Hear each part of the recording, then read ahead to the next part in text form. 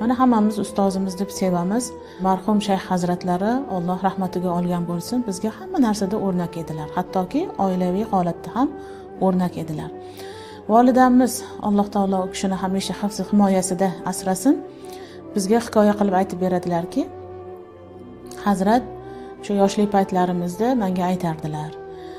Menga eng suyukli bo'lib ketadigan paytingizni aytaymi? Qaysi holatda men sizga nisbatan o'sha muhabbatni, ehtiromni ko'proq his qilaman?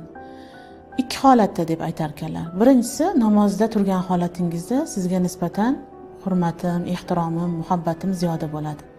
Ikkinchi holat, onam bilan quchoqlashib turgan paytingizda sizni nihoyatda yaxshi ko'rib ketaman deb aytar ekanlar. Mana shu gapni o'zi onamizga kifoya bo'lgan. Ta'sirli bo'lganidan hozirgacha mana shu gapni eslab bizga aytib beradilar.